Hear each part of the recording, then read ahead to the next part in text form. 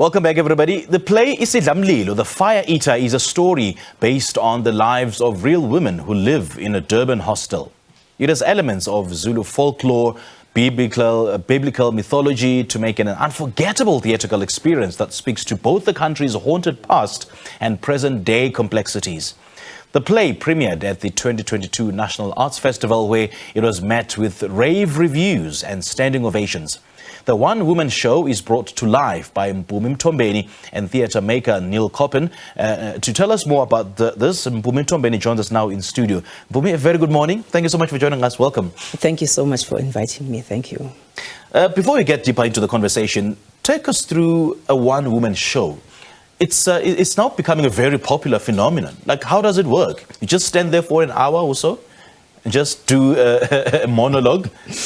For those who never attended, just give us an overview and just paint a picture of what a one-woman show looks like. It's a theatre piece. Yeah. It's a play that is written. There's a stage, there's a set, there's lighting, there's sound, and then I'm doing some business on the stage. Mm-hmm. But it's like a whole long monologue of 44 pages. Sure. Yeah. Storytelling. Okay. Yeah. What drew you to telling this kind of story? What drew me to telling stories like these is because of social issues the things that are happening in our social places. Yeah. I'm interested in healing using words to heal people, and finding the challenges that people are going through in life, and trying to find like some sort of if people can just start a debate, this is what this work does, that afterwards people get to debate about it or discuss and get to heal if needs be. So that's what drew me into the theatre. Yeah. I love it. I call myself a sangoma, even though I don't use muti. I call myself a sangoma that uses words to heal people. Yes, yeah. Words to heal people. Yes, that is so profound. Yes. And in this particular piece, you'll be reflecting on the lives of women living in hostels. Yes. Right? Yes.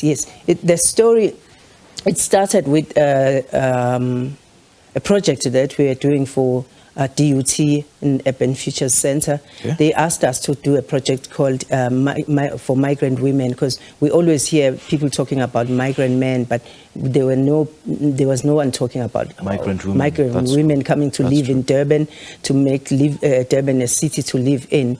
So when they come there, the challenges that they were facing. So there were 30 oral histories that were collected from different kinds of women from all over Africa, including KZN, women from KZN in the rural areas. So 10 of them were collected from Togoza Hostel, women's hostel in Durban.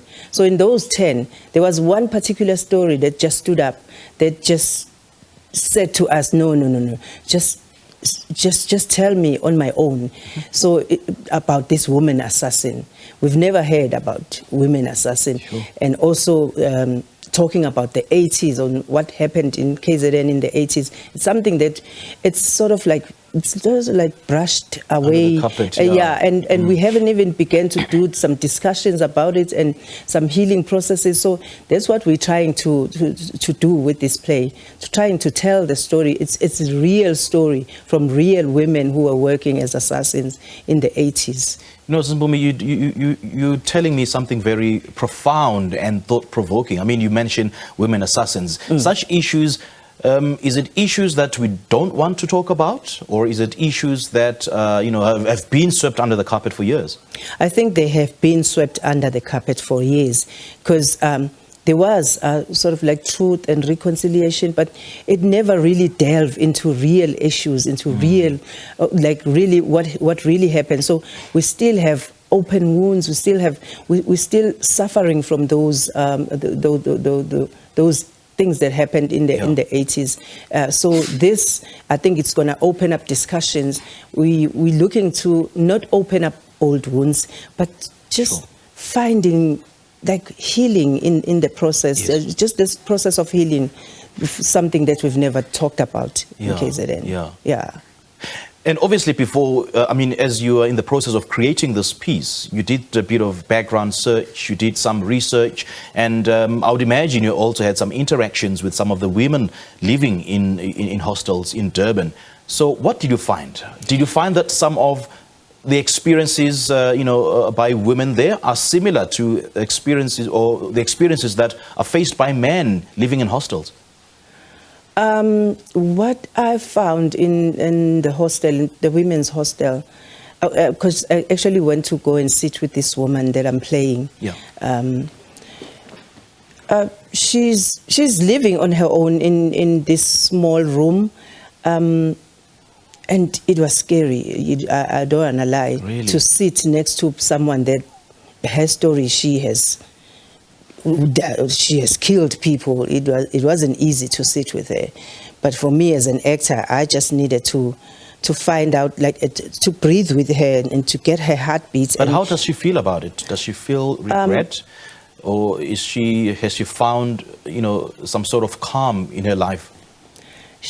She does feel regret. She's trying to be born again. She's trying to go to church, to ask for forgiveness, but she's being turned away everywhere she goes. The people don't want to associate with her. They don't want to talk to her. She's being she's being cast away at every corner wherever she's trying. And now in our play, we find her at the Home Affairs, where she's been declared dead for 11 years. Wow. So after all these things that she's been through, the people killing people and the people revenging, and she revenged also, killed all the people that were harming her or were trying to kill her. But then her only scare is that she's going to be buried by this Home Affairs. That's the only thing that would put her into that ground for good. Was there any particular aspect that you wanted to shine a spotlight on with regards to women living in hostels, not just in Durban, but anywhere else, and especially migrant women?